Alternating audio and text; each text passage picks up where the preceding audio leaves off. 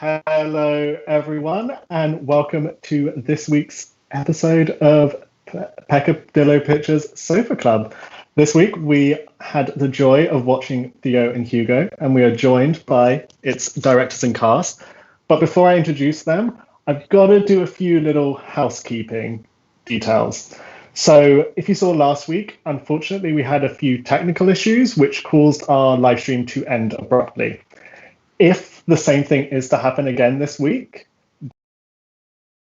you to keep recording the Q&A, and we will upload it onto YouTube tomorrow in full. So please keep your questions coming.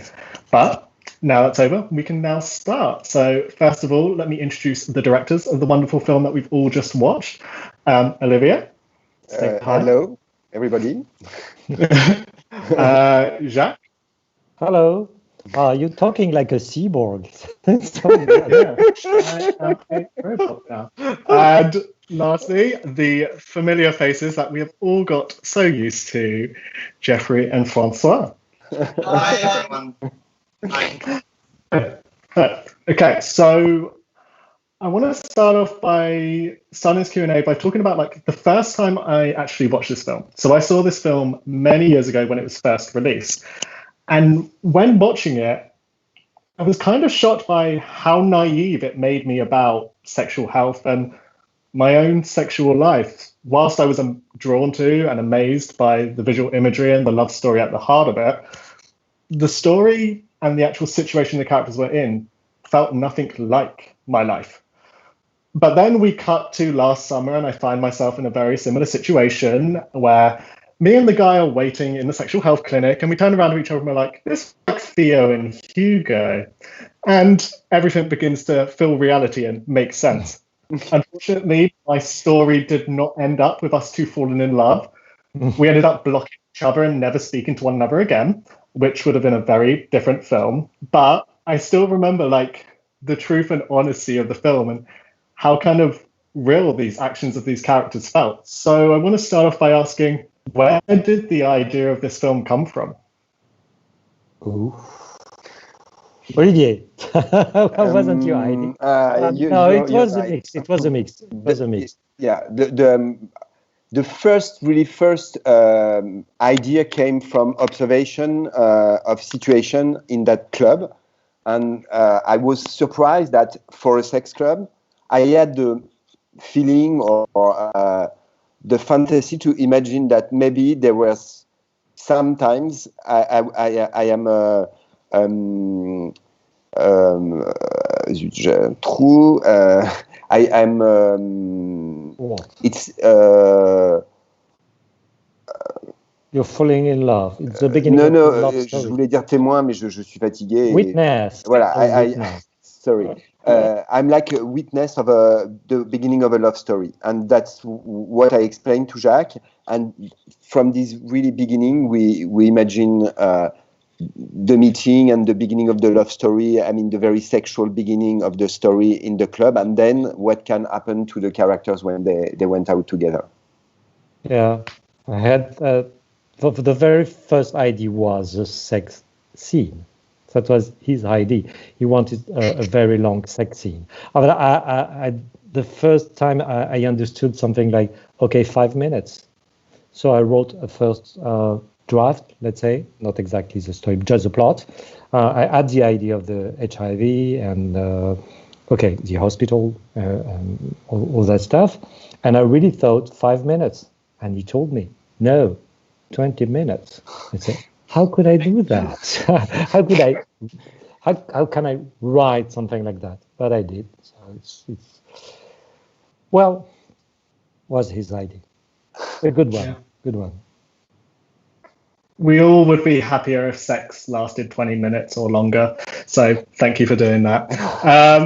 What is I found really beautiful about the film is kind of the authenticity of the dialogue and how these characters seem to flow and the naturalism of the love story between the two characters. So Francois and Geoffrey, like, when did you become involved in the process, and kind of did any of your ideas seep into the screenplay? What a wild question. but we were sorry, but no. we were not involved into the writing process at all because we read a script that was written already and very well written, so we just had to memorize our lines, but we didn't discuss anything about the lines. No, but that's not the question. No. Like Just a little bit. Give your answer, Geoffrey. Actually, we've been through a casting, and and Jacques and Olivier told us like, okay, you might be the guys that will be in the project, and so they sent us the whole script of the movie, and after we read the script, and then we had like hours of discussion with Jacques and Olivier and together, and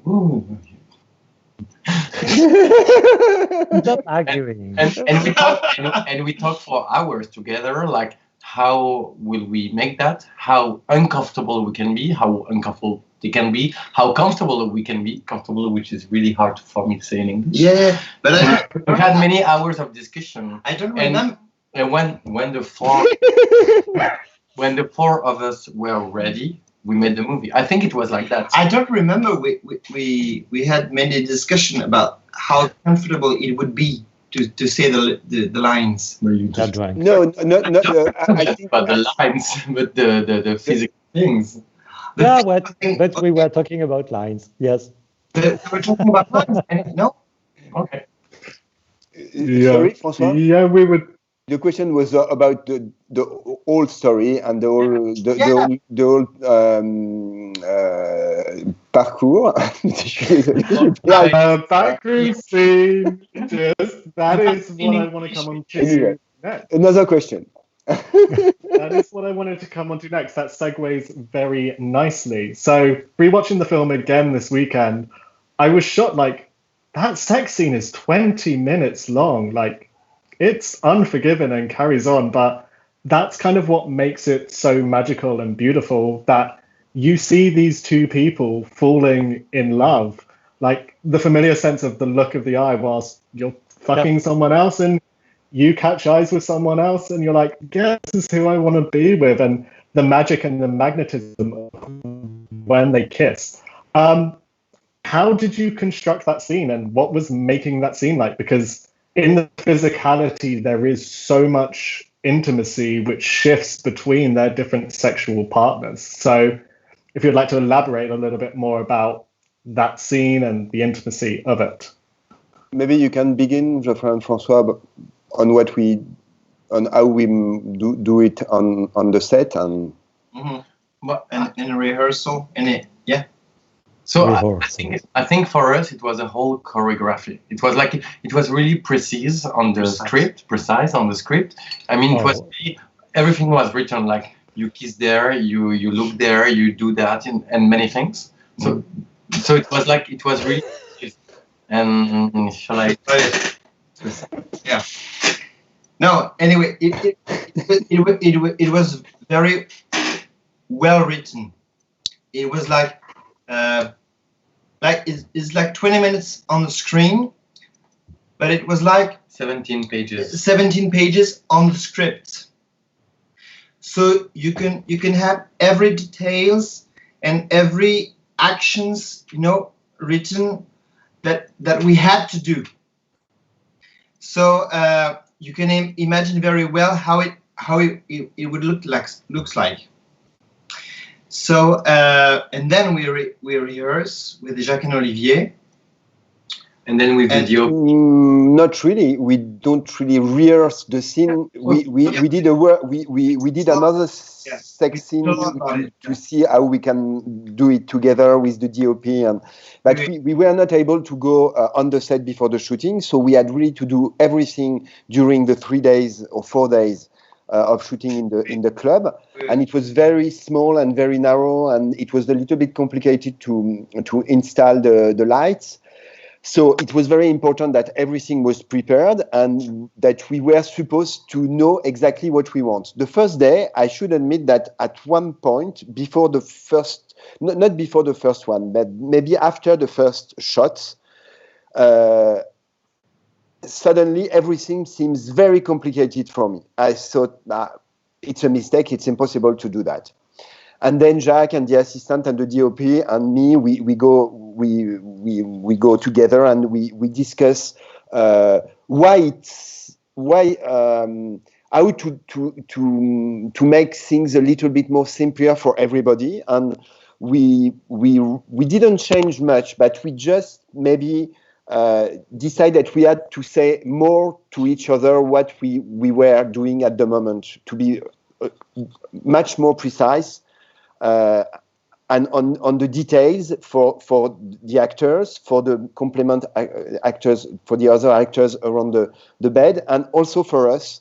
And the other thing was that we decided to. It was imagined like that, but really on the set we understand with the DOP that we have to do very long shots because it will help the actor to be in the energy, and it will also give us more materials for the editing. And as well for this energy about actor, I remember really well that the first minute, like we came on the set and every extra was there. And I remember that you say, and everybody was prepared, but you say like, okay, so everybody, I think we're going to spend 4 days like naked. And if you are okay, we can spend 4 days naked and it's cool. And then for the first minute, everyone was like, okay, but it took like 10 seconds. And then, except one. Because everybody was like naked and it was okay to be naked and to perform physical things. And then after maybe 10 seconds or 10 minutes, it was okay to spend 4 days like this and to say like, okay, and even not about us, but like every extra, like you go with this one and this one. And it was like combination. And it was really joyful. Actually, it was for us. It was joyful. It was intense and not easy, but joyful and like possible because you create this atmosphere of like it's okay to do it like this. And all the actors, the complementary actors, they were like used to be. They are actors, but they are also people who are used to go to sex clubs. Not necessarily this one, but they were not shy with that. They were true because they were okay to be recognized. We can film them. Entirely the body and the face, because when we begin the casting, some actors said, "Oh, I'm okay that you film my dick, but not my face, or my face, but not my dick." And we said, "Oh no, it will be too complicated. We will have so many problems. I mean, so many issues about the film that we don't want to have to think about that." So the one who accept, they were, let's say, performers. Even if they don't come from none of them came from the sex scene. Some are dancers or actors or just curious person who are like exhibitionists and curious about shooting. Or friends. Or friends. And exhibitionists too. But you know about that scene. Of course, the sexual issue was really important and difficult because we didn't know if we will be able to do that if we were daring enough. But the most important issue for me and for Olivier too, I mean together, was the looks. Because as you say, that's the beginning of the love story, and we have to believe that they fall in love, and it's all a story about looks. They are looking to each other. And it's very, very complicated because it's not only a sex scene; it's a narrative scene. Something happens during the 20 minutes, but there is no lines. So and not so many I mean, there is a lot of action, but well, it's always the same action. You know? It's not something very significant. And so it's only through the eyes and the look that you can understand something. And I do remember how I was really frightened by that and that's why we had that problem on the first day, because we had to do something very complicated with the looks because the first character is coming down and they are looking to each other, and we have to I don't know how you say that in English, but on dirait Olivier.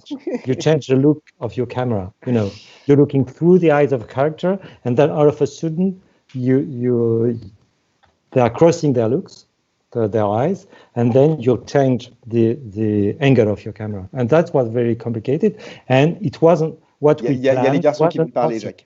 Because it was so tiny that we couldn't do that, and we were really, really terrified.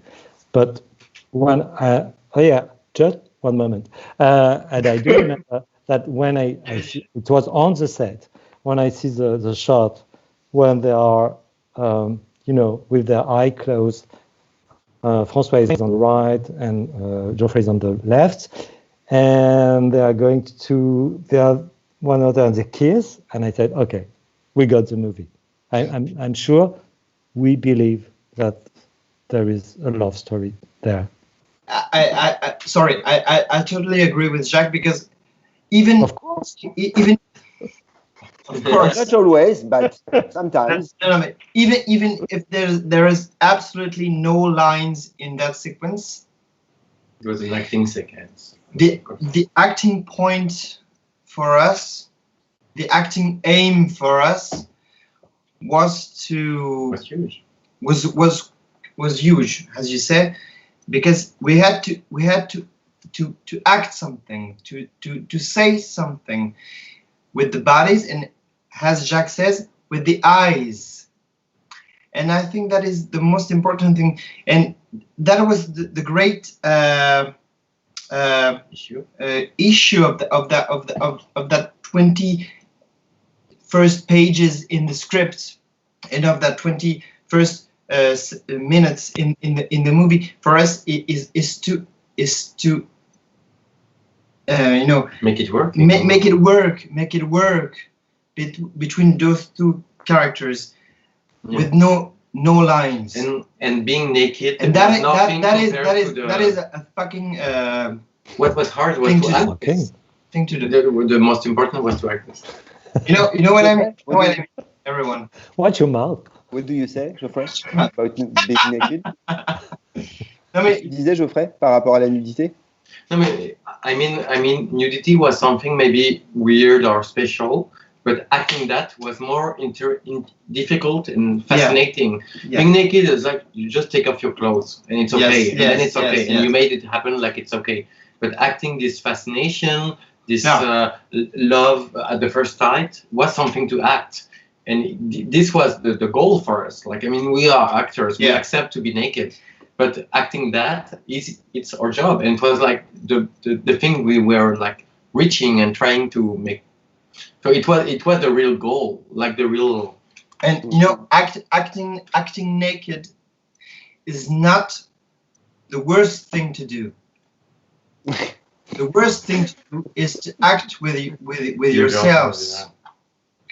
So my nakedness. Is that right? My nudity. My nudity it won't change, or won't mean anything. But my inside is more important, and that's what we have tried to do through this. Cool. I'm now going to go to the audience to get some questions. So my first one is from Louis. Why is the film so fatalistic, and what led you to make a film in this vein?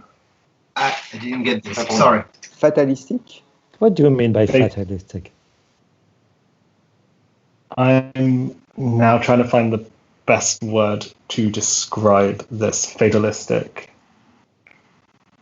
I think my interpretation of the question is the fatalism of like HIV, the fatalism of like, that type of thing. That is what I would assume is going to be the context of that question. If not, Louis, feel free to correct me. What made you wanted to make something which kind of the character's thing was just like, straight away into this idea I could have caught HIV? Well, actually, you need a plot to make a movie, so it is a plot. I wouldn't say it's so fatalistic. It's a very optimistic movie because, that can happen. Okay, Grant,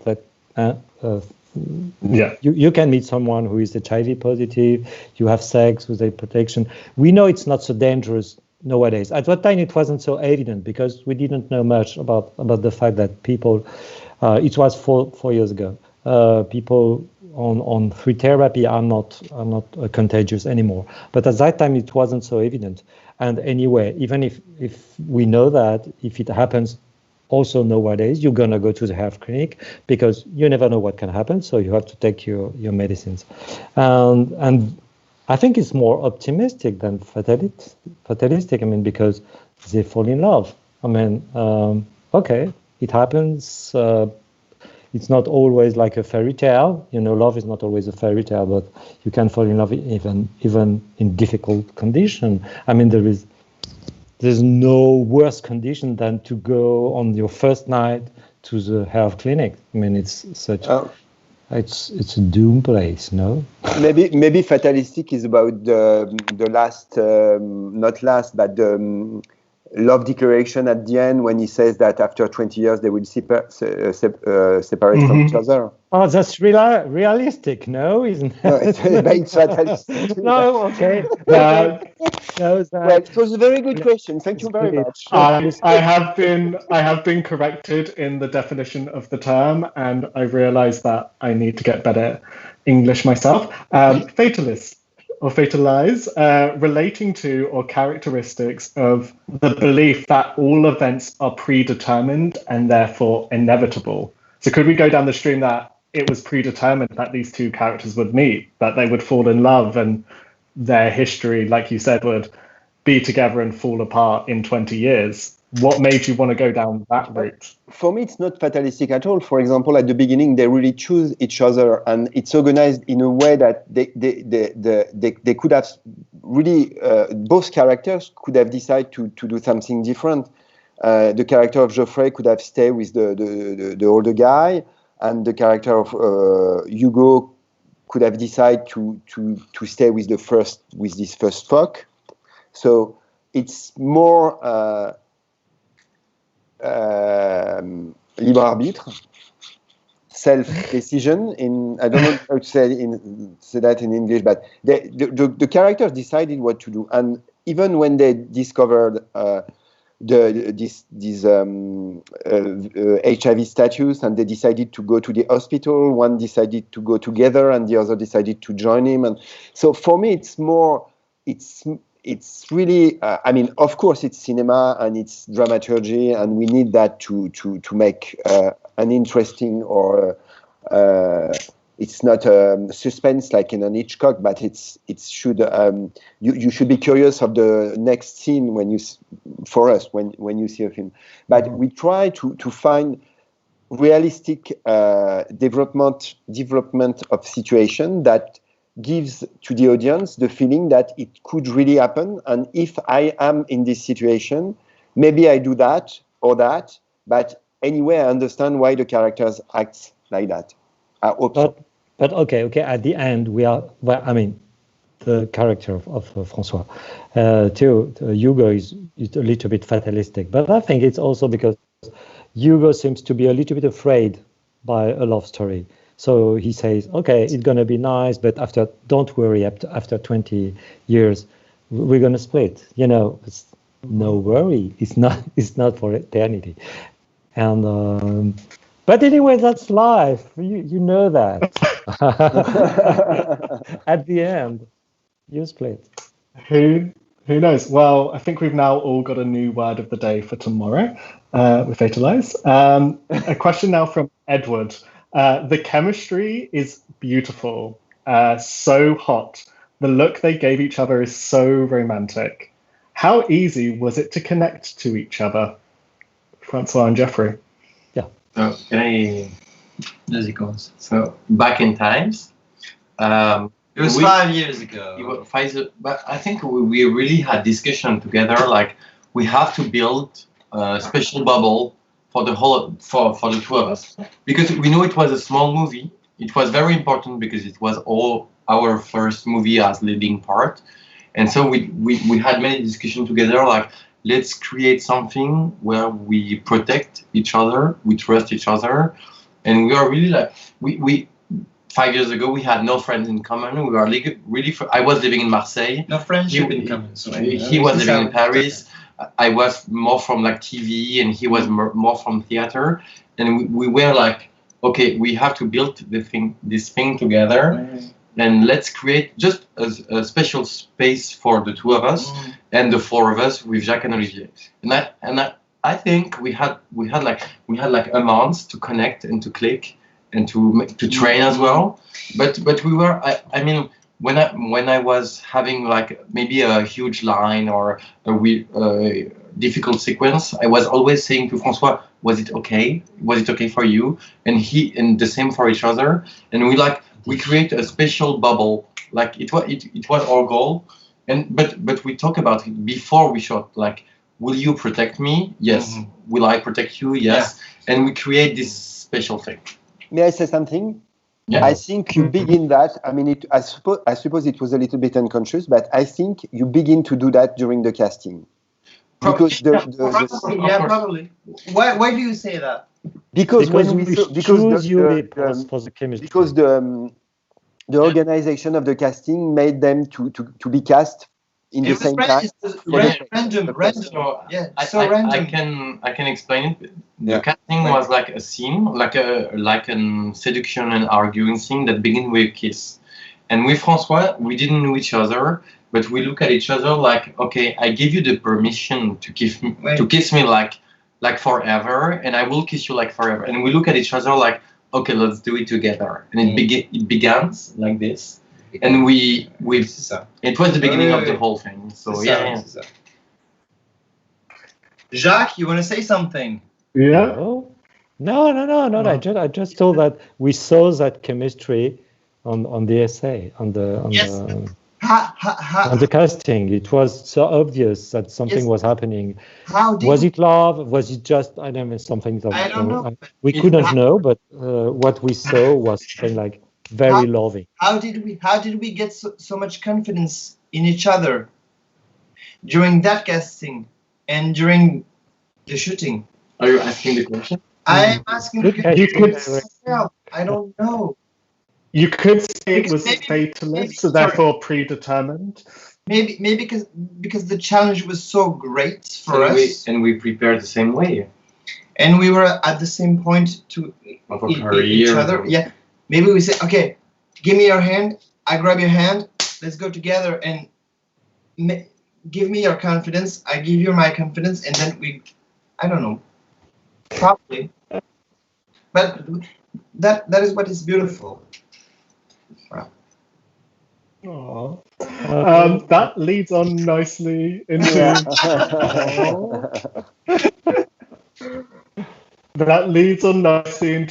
next question from Jamie. How did you imagine the backstory of the two guys? The characters feel so lived in, and that you don't need all this extended backstory. Like immediately in the moment, you kind of get a sense and understand them. But did you guys plan out these backstories of these characters and craft something together? May I give just a very short answer, and after that you can give a longer one. I don't really. I'm not really interested with these backstory things. I think when a film begins, it's the story of the character at the point of the film begins, and I'm not really interested to what is before and after. I mean, it's the liberty of the audience. And I don't think we have to imagine that. We don't really need to be agree with that altogether. Each of us can imagine a story, and we didn't discuss about that, I think. Well, yeah, but still the character have a backstory because we wrote a backstory. Therefore, provincial tone, all those. No, but it's not a backstory. It's in the film. Yeah, but that's what we call backstory. That's a backstory in the script. But it's always a mix anyway, because it is not exactly true when you say that, because we discuss of the characters, where they come from, who they are, what they are doing in life, things like that. Always a little bit. But I really love to improvise. I mean, when I write, I don't know, you have your character as Olivier says, in the present, and that's very important. Your character is right with you on the right moment, and you need to feed him. And I don't know, you have ideas, and it comes like this, and I like to let it go, from my fingers or my brain. I don't know, but we had some ideas. We knew that for example, Hugo was from a small provincial town, and things like that. Yeah. Yes. So my answer was wrong. Okay. Okay. No, we were just about the concept of backstory. Francois, did you have something to say? Sorry, Jamie. We are just crazy. I thought that with this backstory question was more related to where did they go when they are 5 years old, and which was what was their first sex experience, or is they kiss a girl once in our life, or something like that kind of question that sometimes are asked in the writing process of some persons, and we don't really work like that because I'm not interested with that. No, I don't like it. No. Because I need my character to be with me, and I love that improvisation. What? Why are they laughing? Yes. No, improvisation when you write is something really important. I think. I don't want to organize all the creation project Process. It's always you know your plot, you know a little bit your characters. But writing is also a way to understand who they are. I mean, it's so funny, to do like that. Like if they were not fictions, there are people you have to discover. But maybe you invent things. It's funny. It's funny. It's really. And as well, because like after Theo and Hugo, Paris 559, we've done Don't Look Down, which was written for us. But for this movie, it was like you create a movie, you create parts, and we got the parts, but it was like not for us. So it was not like with a whole process of creating something, and it was like parts that exist with this situation, and no backsides and That's right. Rewatching the film this last weekend, it really does capture a time and a moment, but it's also, you can't help but watch the film now without thinking, oh, COVID-19, human body contact, a situation like a sex club could not happen nowadays. It's hypothetical because nobody knows what the upcoming months and years are going to look like. But what do you kind of think is the future of gay sex and scenes like this in cinema? How do you see it happening? Will it be sex clubs with face masks? It will look prehistorical, I think so, but well, you don't know. Anyway, I'm positive. Okay, we survived the health crisis, and during the AIDS crisis, we find a way to have a sexuality, and it was much more dangerous than the COVID. Okay, but think about I don't know. We had the jack off party or things like that.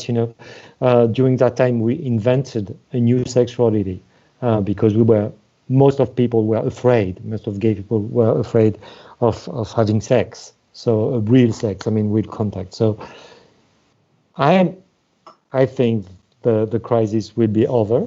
So we will go back to those places. But if it's not, we will find something. And I think gay people are very inventive. Not only gay people. Well, maybe homosexuality, yes. Everyone. Yeah, of course. Everyone. Maybe I'll say something personal. When I was like 16 years old, Short Bus went on cinema, and for me it was like a revelation. Like it was, for me, it was like discovering sex and wildness of sex. And I guess Theo and Hugo was something like that for maybe 18 years old people at this time. And I'm sure there will be always, all the time, movie reinventing, showing, and trying new cinema manners of showing it. I'm sure the cinema will always reinvent it and show it in a new way, in a new angle, in a new perspective, and many things. I'm not afraid. I mean, we are artists, and that's why. Yeah, that's the goal. That's the issue of cinema. I hope. I do.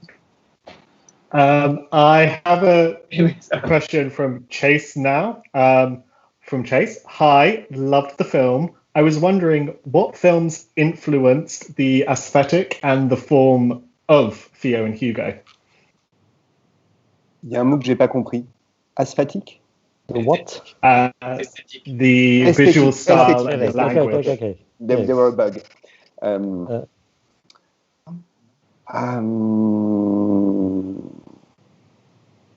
Well,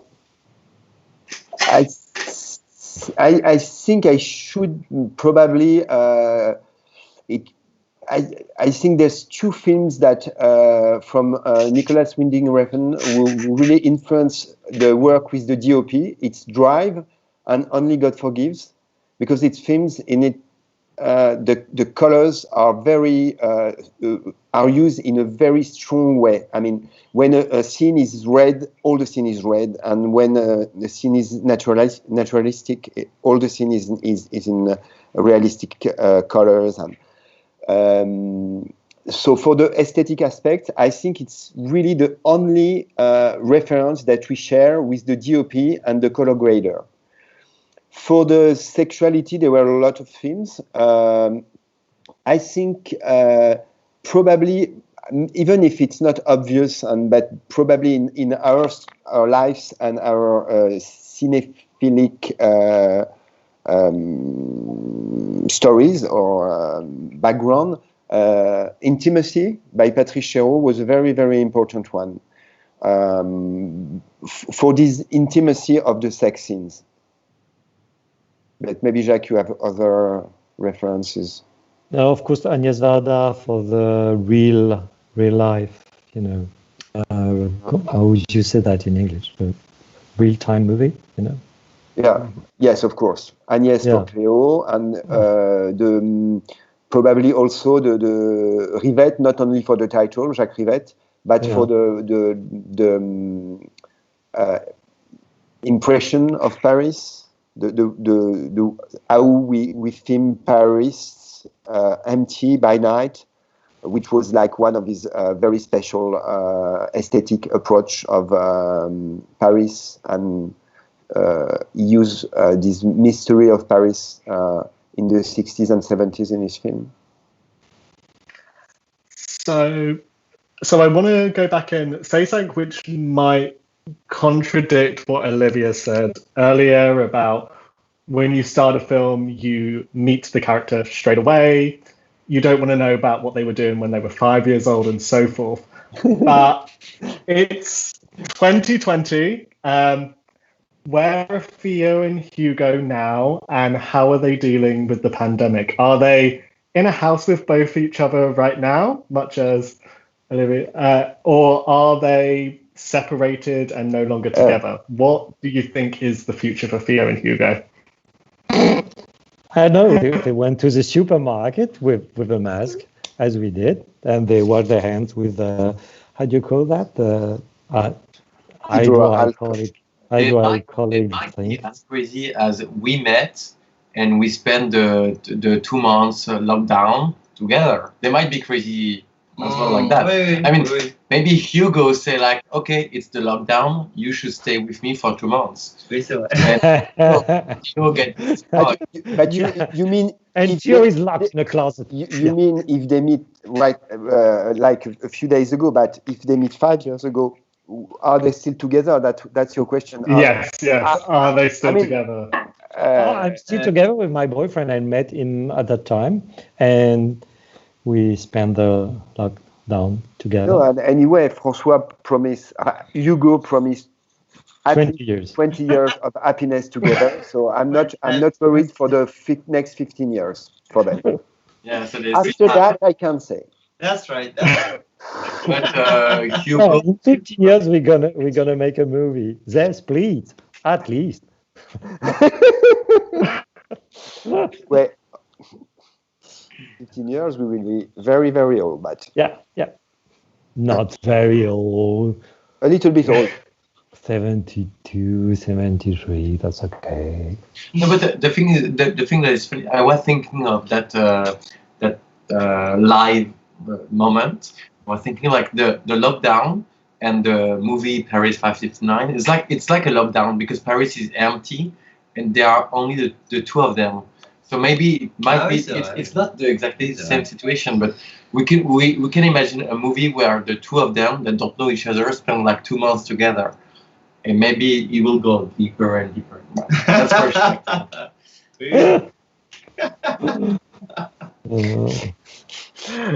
So, talking about your new film, I'm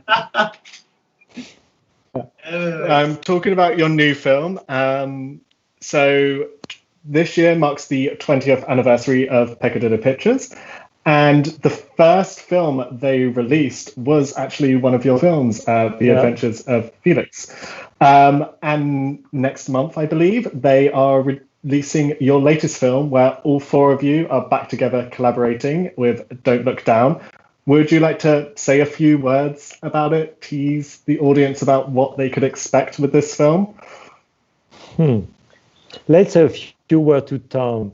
We love Tom. I mean, he's following us since 20 years, and all our movies were released in the UK, which is incredible because of him. So thank you, Tom, and Karen, of course, and the whole company. But about the movie, Olivier. No, but your turn. No, you are in the set. You're in the set. Thank you, Tom.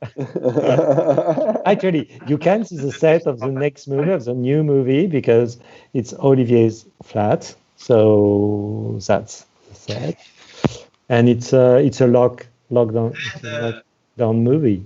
There are 5 people locked in an apartment in a flat for a night. For a night. And talking about a very, very difficult love affair. But desire.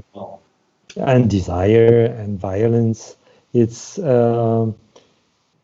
let's say it's a diptych with Theo and Hugo, because Theo and Hugo, they are free, they are falling in love, they are beginning a love story, and they are in the open air.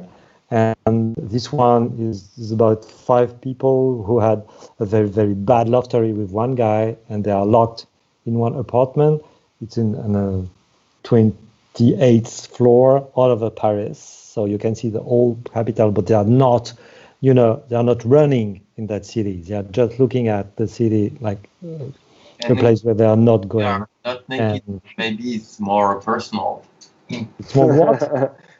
We are not naked, but maybe it's more personal. Yes. More. The intimacy of the characters. Yes. We have to confess there is no sex. No sex. Sorry.